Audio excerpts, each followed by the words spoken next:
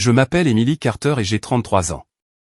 En ce moment même, un juge fédéral se tient à l'extrémité de la table de salle à manger de ma mère, une flûte de champagne à la main. Il est en train de porter un toast qui devait être consacré aux fiançailles de mon frère, mais qui s'est transformé en mon contre-interrogatoire. Il vient de s'arrêter juste devant ma chaise, et chaque conversation dans la pièce s'est interrompue, comme une porte qui claque. Il y a une minute, il parlait de famille, d'honnêteté et de la confiance comme fondement de toute chose. Ma mère rayonnait. Mon frère affichait un grand sourire. Sa fiancée le regardait comme s'il était le centre de son univers. Aujourd'hui, le juge baisse les yeux vers moi et dit, de cette voix calme de salle d'audience qui porte jusqu'à la cuisine, je dois dire que je suis surpris de vous voir ici. Ses yeux ne bougent pas. Il reste fixé sur les miens. Puis, il pose la seule question qui déchire l'histoire de ma famille en deux, qui êtes-vous pour eux, exactement? La pièce se fige. Les fourchettes s'arrêtent à mi-chemin des bouches. Même l'air semble retenir son souffle. Ma mère laisse échapper un rire mince et aigu, essayant d'intervenir avec une phrase toute faite sur le fait que je suis sa fille et que je fais un travail de bureau simple en ville. Mais le juge ne la regarde pas. Il continue de m'observer comme s'il connaissait déjà la réponse et qu'il voulait juste voir si j'allais mentir.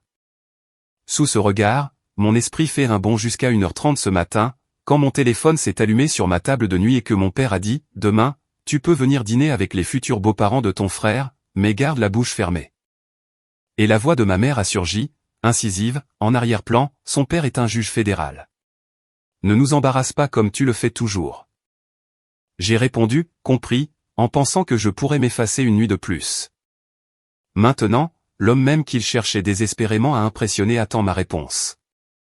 Et je sais que tout ce que je dirai ensuite permettra soit de maintenir debout leur château de mensonges, soit de le réduire en cendres. Avant de vous dire ce qu'il a dit et ce qui est arrivé après que je sois sorti, dites-moi, quelle heure est-il chez vous en ce moment et d'où regardez-vous? Je suis curieuse de voir jusqu'où cette histoire va voyager. Pour comprendre comment j'ai fini par devenir la fille que mes propres parents avaient peur de revendiquer devant un juge, vous devez comprendre le test de la cheminée. C'est ainsi que j'ai commencé à l'appeler dans ma tête, à l'âge de 7 ans, alors que je me tenais dans notre salon à Maple Grove, dans l'Indiana, en fixant l'étagère au-dessus de la cheminée.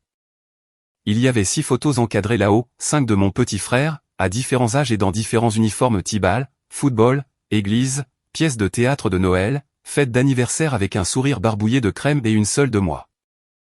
Une photo d'école rigide où mes dents de devant étaient trop grandes pour mon visage.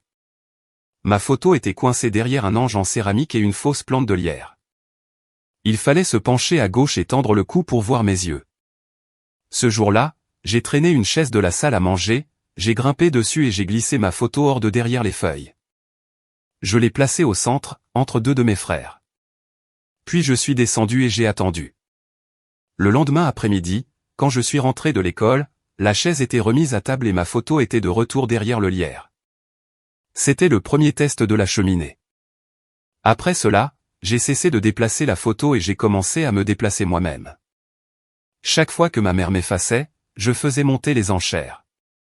Quand mon frère est entré dans l'équipe d'étoiles, je me suis dit que si je rentrais à la maison avec des notes parfaites, peut-être que ma photo sortirait de derrière la plante quand il marquerait un doublé victorieux. J'ai décidé que si je devenais major de ma promotion, peut-être que ma mère se vanterait de moi auprès de quelqu'un, n'importe qui. Au lieu de cela, j'ai terminé 2e de ma promotion, et ma mère a séché la cérémonie pour s'asseoir sur un gradin en métal, regardant mon frère chauffer le banc lors d'un match de playoffs régional. Elle a appelé plus tard pour dire qu'ils avaient failli le faire entrer, comme si c'était là le vrai titre du journal. J'ai pris ma bourse complète pour Northwestern, j'ai tout emballé dans ma vieille Civic et j'ai conduit les 3 heures jusqu'à Chicago, avec l'étreinte rigide de mon père encore sur mes épaules et les mots d'adieu de ma mère à l'oreille, ne va pas te mettre des idées au-dessus de ta condition. À l'université, je suis tombée amoureuse des mots, des dossiers et de l'adrénaline que l'on ressent lorsqu'on révèle ce que les gens au pouvoir espéraient garder caché. Je suis devenue l'étudiante qui restait à la rédaction jusqu'à 3 heures du matin à traquer des pistes pour des articles. Des histoires que personne ne jugeait importantes, jusqu'à ce qu'elles explosent à la une. Après mon diplôme, j'ai arraché un poste de débutante dans un journal de Chicago, The Herald. Je servais le café et vérifiais les faits des articles des autres, jusqu'à ce que quelqu'un me laisse enfin poursuivre mon propre sujet sur un propriétaire qui laissait des enfants vivre avec des moisissures et des rats. Cette enquête a conduit à des inspections, des amendes et un tu as fait du bon travail, réticent de la part de mon rédacteur en chef. J'ai appelé ma mère ce soir-là, débordante d'envie de le lui raconter. Elle m'a coupé avant la fin de ma première phrase pour me demander si j'avais entendu combien de points mon frère avait marqué lors de son match de Ligue amateur. J'ai continué à essayer le test de la cheminée, à distance. Chaque promotion, chaque récompense, chaque augmentation. Je pensais, peut-être que cette fois, elle me verra. Peut-être que cette fois, elle mettra ma photo là où les gens peuvent réellement la trouver. Au lieu de cela, elle disait aux voisins que j'avais abandonné l'école parce que la ville était une mauvaise influence, et que je faisais un petit boulot de bureau pour joindre les deux bouts. Elle ne disait jamais quel bureau, car cela restait assez vague pour qu'elle puisse le présenter comme elle le souhaitait. Je le sais parce qu'un jour de Thanksgiving, j'étais assise dans la cuisine à remplir les tasses de café tandis que la femme d'en face demandait à ma mère si je souffrais toujours de ce truc de dépression. Je n'avais jamais été diagnostiqué avec quoi que ce soit. Ma mère a simplement levé les yeux d'un air tragique en disant « Elle est très secrète. Nous n'en parlons pas. » J'ai frotté la même tache de café pendant 3 bonnes minutes pour éviter de surgir et de hurler. Au lieu de cela, j'ai continué à conduire pour les fêtes, à appeler chaque dimanche, à envoyer des cartes d'anniversaire avec des petits mots que ma mère n'a jamais mentionnés. J'étais l'enfant qui continuait à faire passer le test de la cheminée à toute sa vie, espérant qu'un jour je rentrerais chez moi et verrais mon propre visage au premier plan, espérant que l'amour finirait par peser plus lourd que l'histoire que ma mère préférait. Laissez-moi vous parler de mon frère et de l'histoire que ma mère a construite autour de lui comme dans une vitrine. Mon frère, Ryan, a 4 ans de moins que moi. Un large sourire, un rire facile, le genre d'homme que les inconnus décrivent comme un « bon gars » après l'avoir connu 5 minutes. Il vend des voitures d'occasion sur un grand terrain près de l'autoroute, en dehors d'Indianapolis. Il n'y a rien de mal à cela. C'est un travail honnête. Mais dans la bouche de ma mère, cela devient tout autre chose.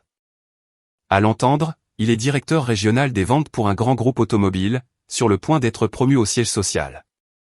Elle raconte aux dames de l'église qu'il gère des dizaines de personnes et qu'il est envoyé en avion dans des conférences. Mon moment préféré, c'est quand elle a raconté à son club de lecture qu'il avait conclu un contrat de flotte de plusieurs millions avec l'État. Je ne l'ai appris que parce que l'une de ces femmes m'a envoyé un message sur les réseaux sociaux pour me dire à quel point je devais être fier de mon petit frère.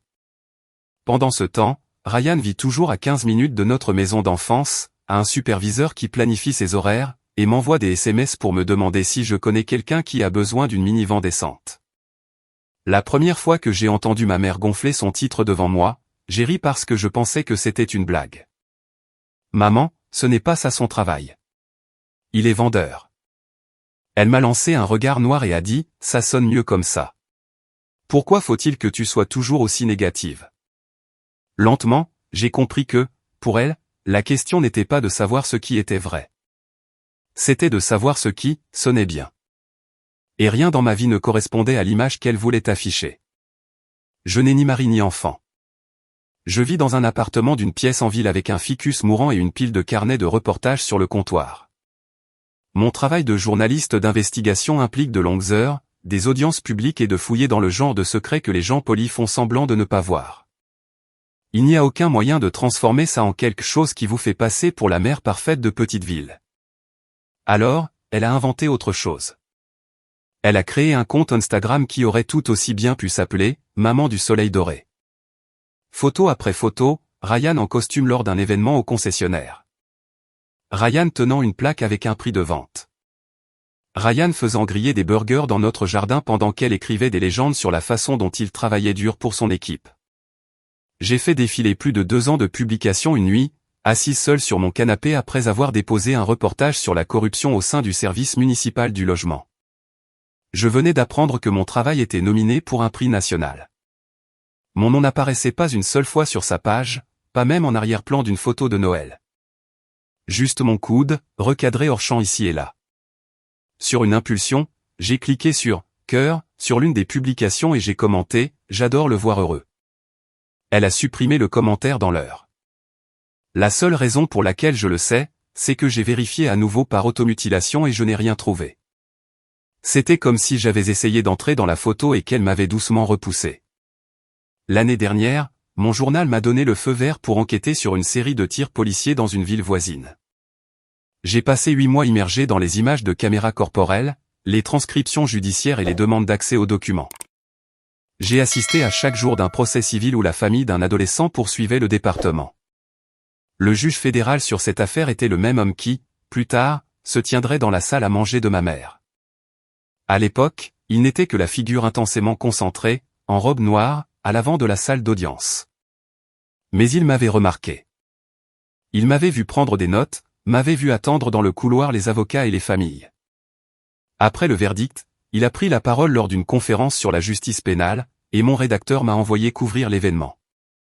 Quand la salle s'est vidée, il m'a arrêté sur son chemin vers la sortie et a dit « Mademoiselle Carter, votre série a été l'un des reportages les plus rigoureux que j'ai vus sur ce sujet.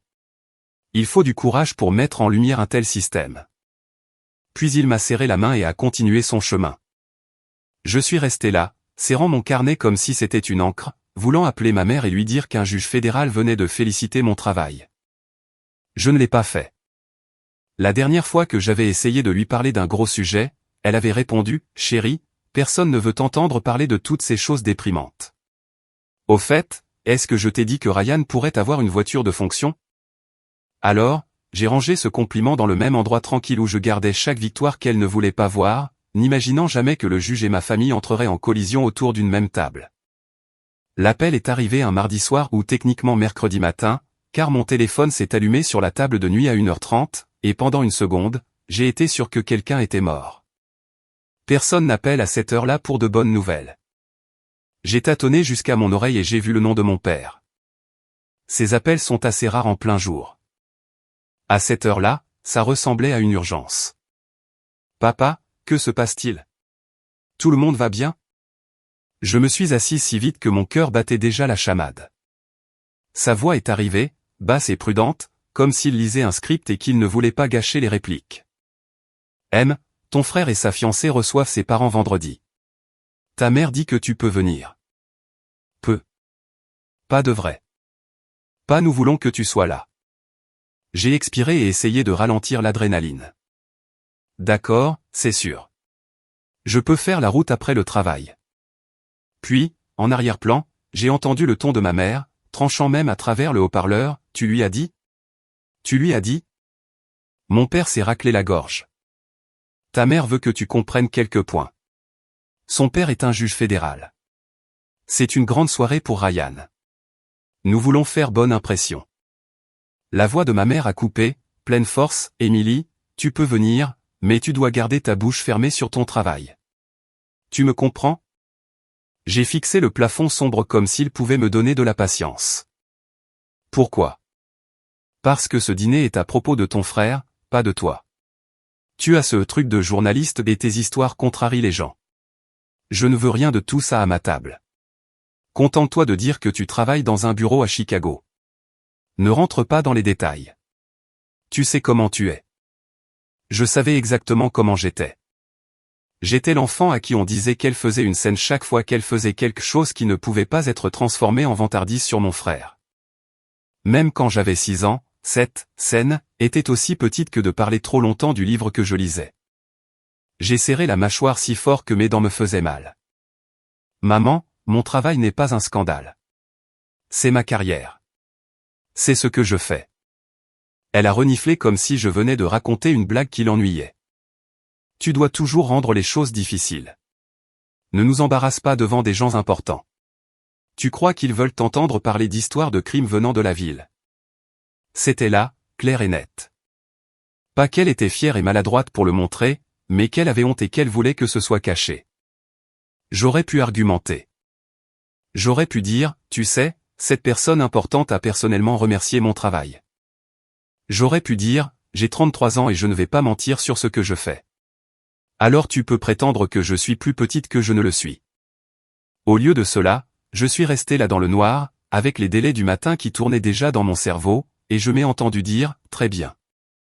Mon père a laissé échapper un soupir de soulagement et a dit, on se voit vendredi, gamine, comme s'il venait d'éviter une bombe. Quand la ligne a coupé, je me suis roulé sur le dos et j'ai fixé la fissure capillaire au plafond de ma chambre. Le test de la cheminée m'avait suivi jusqu'à Chicago, et j'échouais toujours. Vendredi, j'ai pointé ma sortie au Herald un peu plus tôt. J'ai troqué mes jeans habituels et mon badge de presse pour un jean sombre, un chemisier marine et le blazer que j'avais porté sur scène la nuit où j'ai accepté ce prix national pour la série sur les tirs policiers. Je n'avais pas prévu de le faire. Je l'avais attrapé par habitude. Mais en glissant mes bras dans les manches, j'ai réalisé pourquoi ça semblait juste. C'était mon armure. Un rappel silencieux que, peu importe l'histoire que ma mère racontait dans cette maison, je savais qui j'étais vraiment. La route de la ville à Maple Grove fait un peu moins de 3 heures si les dieux de la circulation sont cléments. Champs de maïs, panneaux publicitaires, aires de repos et longs tronçons d'autoroute fins comme une ficelle. D'habitude, je remplis ce trajet avec des podcasts et du café. Ce jour-là, j'ai conduit en silence, rejouant des années de petites retouches et de mensonges flagrants. La fois où une voisine m'a dit qu'elle était « désolée que mon écriture n'ait pas abouti », alors que je venais d'être promu. La fois où ma tante m'a serré le bras à Thanksgiving et a chuchoté « ta mère dit que tu luttes toujours, mais nous prions pour toi », comme si mon indépendance et ma carrière étaient une maladie qui pourrait s'effacer si je revenais simplement à la maison travailler à la banque. À mi-chemin, je me suis garé dans une station-service et je me suis regardé dans le reflet de la vitre pendant que le réservoir se remplissait, pommette du côté de mon père, yeux gris de ma mère, le blazer posé sur mes épaules comme un secret.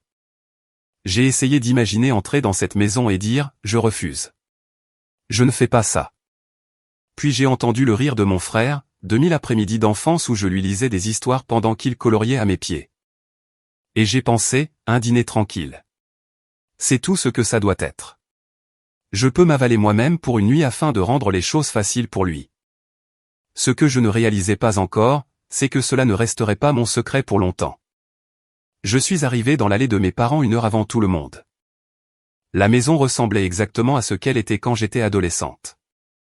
Même volet, même carillons éoliens, même couronne que ma mère changeait à chaque saison comme un décor de théâtre. Elle a ouvert la porte avant même que je frappe.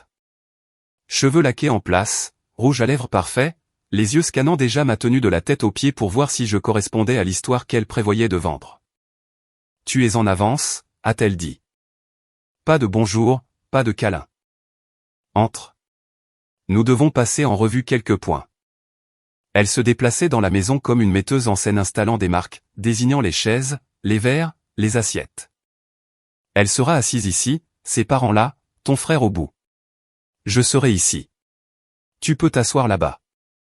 Elle a pointé le coin éloigné de la longue table où une unique carte avec mon nom attendait tranquillement, loin du centre. J'ai failli rire parce que, bien sûr, même la géométrie du dîner me gardait à la marge. Maman, ai-je dit, en essayant au moins. Est-ce que tu vas vraiment m'introduire comme quelqu'un qui fait un travail de bureau générique? Elle a redressé une serviette qui n'avait pas besoin d'être redressée et a dit, Émilie, tu es si dramatique. Personne ne se soucie de ce que tu fais. Ils ont juste besoin de savoir que tu as un travail. Ton frère est celui qui construit une famille ici. Ne complique pas les choses. Dans le salon, mon père était assis dans son fauteuil inclinable, le journal local à la main, les yeux collés à la rubrique sportive. Comme si, en ne levant pas les yeux, il ne pouvait pas être enrôlé dans une dispute. Je me suis souvenu avoir eu 8 ans et lui avoir demandé une fois pourquoi ma mère ne parlait jamais de mes trophées d'orthographe. Il m'avait tapoté le genou sans quitter la télévision des yeux et avait dit, « Ta maman s'enthousiasme. Laisse-la juste parler. » 30 secondes plus tard, elle était entrée et avait entamé un autre monologue sur le bras de lanceur de mon frère. Le souvenir s'est replié sur le présent comme du papier calque. La sonnette a retenti et a fait passer la maison en mode performance. La fiancée de mon frère est entrée la première. Mégane, grande et chaleureuse, avec ce genre de visage ouvert qui vous donne l'impression de pouvoir expirer. Elle a embrassé ma mère, embrassé la joue de mon frère, puis s'est tournée vers moi avec la main tendue, « Tu dois être Émilie. Il m'a tant parlé de toi. Tu vis à Chicago, n'est-ce pas? Que fais-tu là-bas? » Pendant une seconde électrique, j'ai pu sentir la réponse sur ma langue, la vérité, les jours de salle d'audience, les nuits tardives à la rédaction. Avant que je ne puisse ouvrir la bouche, ma mère s'est matérialisée à mon épaule, ses ongles effleurant mon bras juste assez pour pincer. Émilie fait juste du travail administratif pour un petit bureau au centre-ville, a-t-elle dit. Rien d'excitant. Maintenant, laisse-moi voir cette bague. Elle a passé son bras dans celui de Mégane et l'a dirigé vers la cuisine, sa voix devenant sucrée alors qu'elle s'extasiait sur le modeste diamant. Mégane m'a regardé une fois par-dessus son épaule, ses yeux m'étudiant comme si elle pouvait sentir la couture où la phrase de ma mère ne correspondait pas tout à fait à ma posture. La deuxième sonnerie est arrivée pile à l'heure. Mon frère s'est tenu plus droit. Ma mère a lissé son chemisier et a ouvert la porte avec une intensité qu'elle réserve aux étrangers. Sont entrés le juge et sa femme. Il était plus grand qu'il n'en avait l'air derrière le banc. Cheveux argentés, regard délibéré. Sa femme, Diane, avait la présence composée de quelqu'un qui a passé sa vie d'adulte à être présenté comme « Madame », tout en gardant son esprit propre. Ma mère s'est lancée dans les poignées de main et les compliments, si honorée de vous avoir. Entrez. Bienvenue chez nous. Voici notre fils, Ryan. Elle a posé les deux mains sur les épaules de mon frère comme pour présenter un prix. Ryan a serré la main du juge avec ce charme qui lui a toujours été facile. J'ai vu le juge le mesurer, poli, neutre. Puis ma mère s'est tournée vers moi, son ton changeant presque imperceptiblement, plus léger, plus rapide. Et voici notre fille, Emily. Elle travaille dans un bureau à Chicago. Elle s'occupe, mais rien de trop intense. Le juge a pris ma main, sa paume chaude, sa poigne ferme, ses yeux verrouillés sur mon visage, et il est resté là un battement de cœur de trop. Carter, a-t-il dit lentement. Emily Carter. Il y a eu le scintillement que j'avais vu depuis le siège de la galerie. La façon dont son sourcil se crispe quand un fait devant lui ne correspond pas au dossier dans sa tête. Ma mère a ri trop fort, ils ont fait une si longue route. Asseyons tout le monde. Elle a rompu notre poignée de main en le dirigeant vers la table, mais alors qu'il s'éloignait, il m'a jeté un coup d'œil. Pas comme un homme qui pensait que j'avais un visage familier du lycée, mais comme quelqu'un feuilletant un dossier mental. Le dîner a commencé avec ma mère en commande absolue. Elle servait le vin, remplissait le pain et racontait les prétendues réussites de mon frère dans un flux continu. Elle nous raconte toujours les gros comptes qu'il gère. Mon père, depuis son fauteuil, n'a rien dit, s'est simplement déplacé à son siège à l'autre bout et s'est appliqué sur le rôti. Chaque fois que je haussais la voix, même pour dire quelque chose d'anodin, cette vinaigrette est vraiment bonne, maman, ou, le porc est cuit à la perfection, elle glissait quelque chose devant moi pour m'éloigner de la conversation. Émilie, veux-tu prendre plus de glace? Émilie, pourrais-tu vérifier les petits pains? M, pourquoi ne vas-tu pas voir si le café est prêt? Le juge observait tout. Sa femme observait encore plus attentivement. J'ai surpris Diane remarquant la façon dont ma mère redirigeait toute question qui dérivait vers moi. Quand Megan a réessayé avec « Alors, Émilie, aimes-tu vivre en ville ?» J'ai commencé « J'adore Chicago. Mon bureau est près d'eux. » Et ma mère a bondi sur moi avec « En parlant de ville, vous avons-nous dit que Ryan pourrait aller à Dallas pour une conférence ?» Mes mots sont morts à mi-phrase. Le regard du juge s'est aiguisé d'une fraction. Diane a posé sa fourchette avec un clic doux. Le bourdonnement de la table continuait, mais quelque chose en dessous avait changé. Je pouvais le sentir dans la façon dont les questions du juge commençaient à m'encercler plus directement, dans la façon dont le rire de ma mère devenait plus mince à chaque fois qu'elle les repoussait. Toute la soirée commençait à ressembler au test de la cheminée, avec des témoins. Le tournant est arrivé quand le juge a levé son verre et l'a frappé avec son couteau.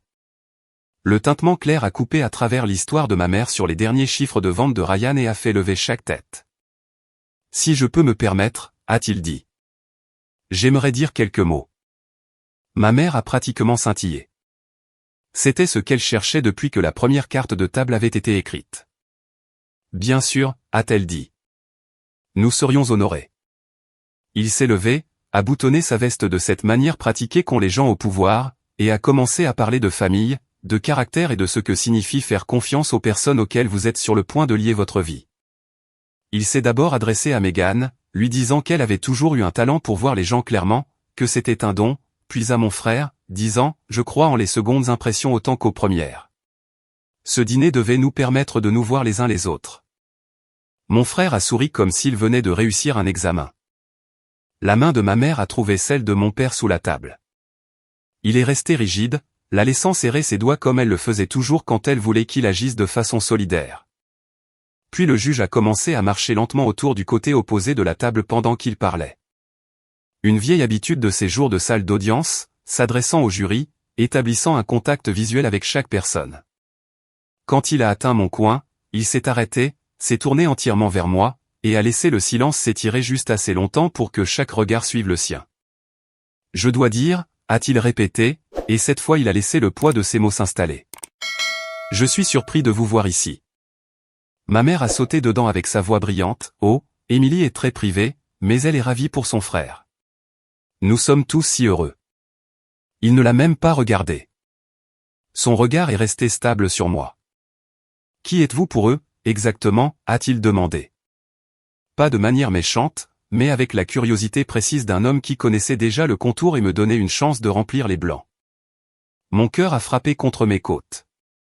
Pendant un battement de cœur, j'ai envisagé de faire ce que ma mère avait demandé, rétrécir, sourire, répéter sa ligne sur le travail de bureau et laisser le moment glisser. Mais je me suis souvenu de la façon dont il avait dit « Mademoiselle Carter » dans ce couloir de tribunal, des mois plus tôt. Je me suis souvenu de la pile d'articles avec ma signature étalée sur le bureau de mon rédacteur en chef. Je me suis souvenu de la façon dont mon propre nom n'avait jamais franchi les lèvres de ma mère en ligne. Et je m'ai entendu dire « Je suis leur fille et la sœur de Ryan, et je suis journaliste d'investigation pour le Chicago Herald. » Le silence qui a suivi avait une texture différente de la pause habituelle. Il était dense, chargé. La chaise de ma mère a crissé d'un pouce. « Tu sais » a-t-elle dit avec un rire tendu, « Émilie joue avec un peu d'écriture, mais vraiment, elle fait juste du travail de bureau. » Le juge a enfin tourné la tête vers elle, son expression blanche de la manière qui dit tout. « Madame Carter » a-t-il dit en se tournant vers moi, « votre série sur les tirs policiers de Southport était l'un des journalismes les plus importants que j'ai vus dans ma salle d'audience. Votre reportage a été cité dans 3 mémoires de mon affaire. » J'ai vu le visage de ma mère se fissurer comme de la glace mince. Diane a inspiré vivement.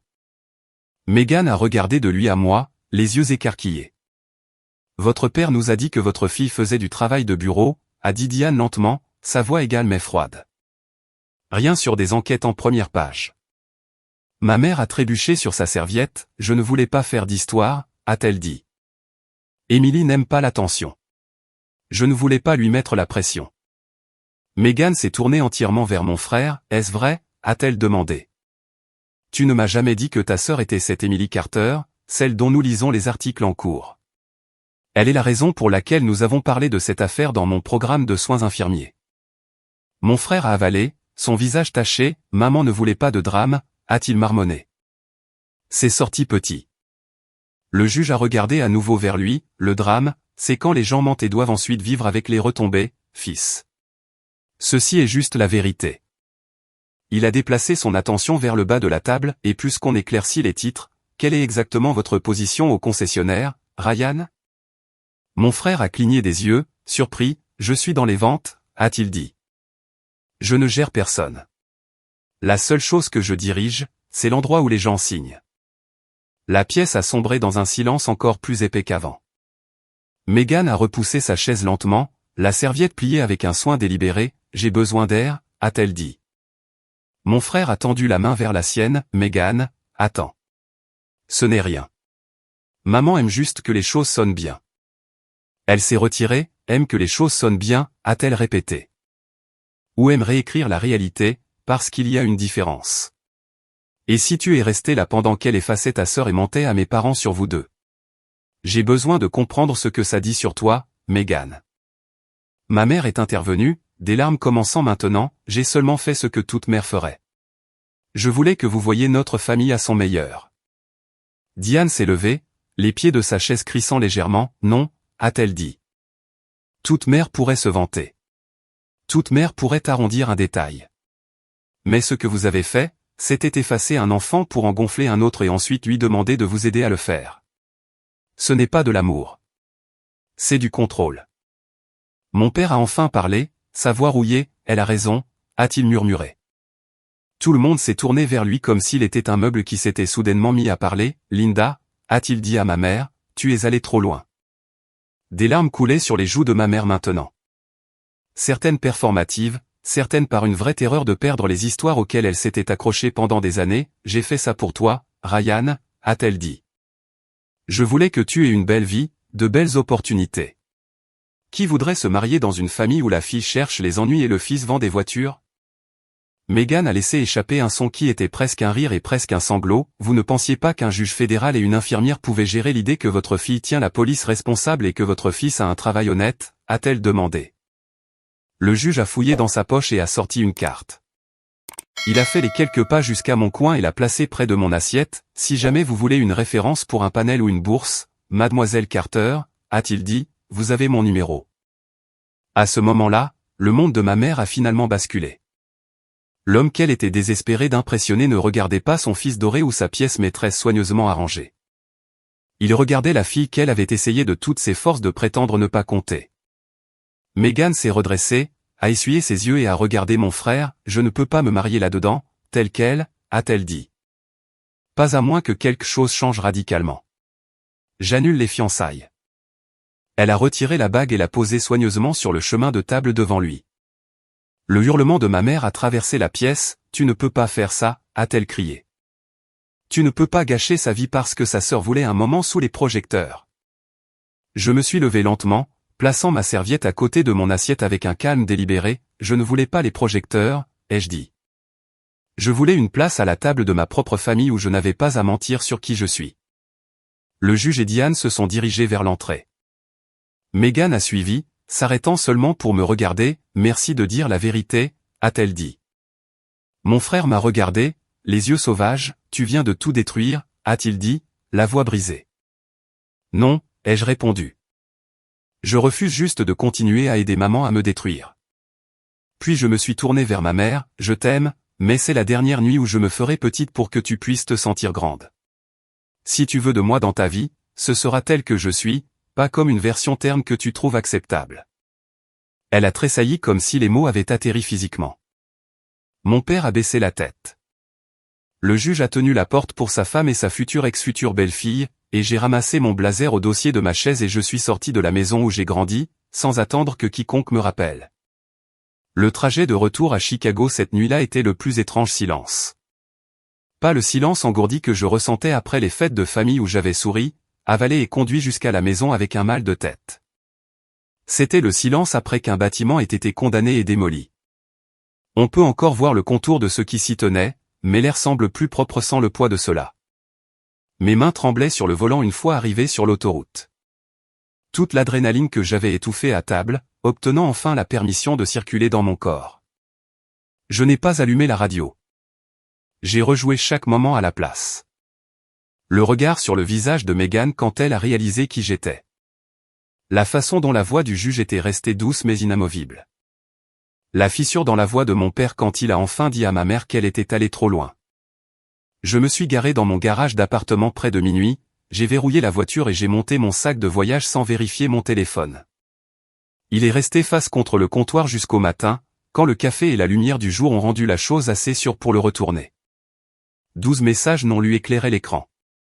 Ma mère, dans un flux rapide depuis la fin de soirée, tu as détruit l'avenir de ton frère.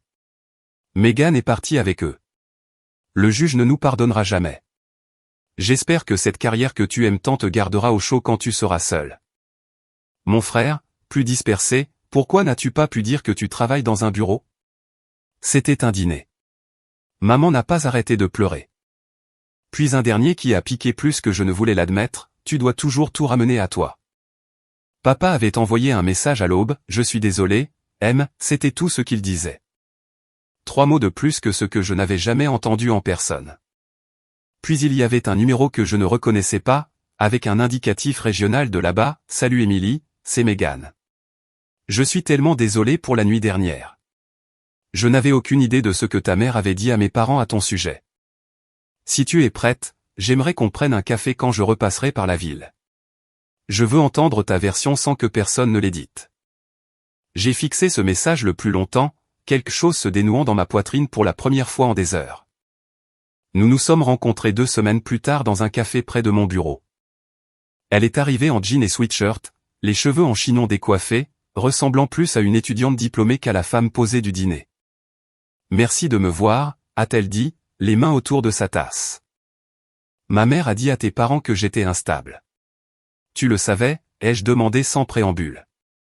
Elle a grimacé, elle a laissé entendre que tu avais des problèmes et que tu n'étais pas proche de la famille. Elle a dit que la ville t'avait changé et qu'il valait mieux ne pas aborder de sujets compliqués autour de toi. Mon père s'attendait à quelqu'un de fragile ou de volatile à cette table. Au lieu de cela, il a vu la femme dont il citait les articles à ses greffiers. Ryan a admis plus tard qu'il connaissait les mensonges, pas tous les détails, mais l'essentiel. Il a haussé les épaules en disant que c'est juste la façon dont ta mère est. J'ai laissé les mots atterrir, cette phrase, ai-je dit, c'est comme ça que les mauvais comportements restent collés dans les familles pendant des générations. Juste la façon dont ils sont. C'est le haussement d'épaule le plus dangereux au monde. Meghan a hoché la tête, les yeux brillants, je ne dis pas que Ryan est maléfique, a-t-elle dit, mais il a laissé ta mère se cacher derrière lui pendant des années et il a été prêt à te laisser en payer le prix. Je lui ai demandé si elle en avait vraiment fini avec les fiançailles. Elle a regardé ses mains, je lui ai dit que j'envisagerais de réessayer s'il faisait un vrai travail. Thérapie, limite, assumer sa part, a-t-elle dit. Mais je lui ai aussi dit que je ne l'épouserais pas à moins qu'il puisse tenir tête à sa mère sans te demander de mentir pour lui. Un mois plus tard, il m'a appelé lui-même, la voix rugueuse, je commence une thérapie, a-t-il dit. Je ne sais pas ce que je fais, mais je sais que je ne peux pas continuer à prétendre que maman est inoffensive. Il s'est excusé, non pas dans un discours soigné, mais en fragments désordonnés. Pour avoir ri quand elle rejetait mes histoires. Pour ne pas avoir dit la vérité à Meghan.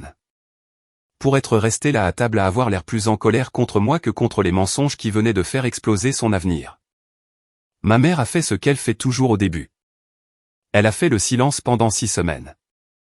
Il n'y a eu aucun message chargé de culpabilité, aucun SMS de groupe passif-agressif pour les fêtes, juste un calme venant de Maple Grove qui n'était pas de mon fait, et pour une fois, ne ressemblait pas à une punition.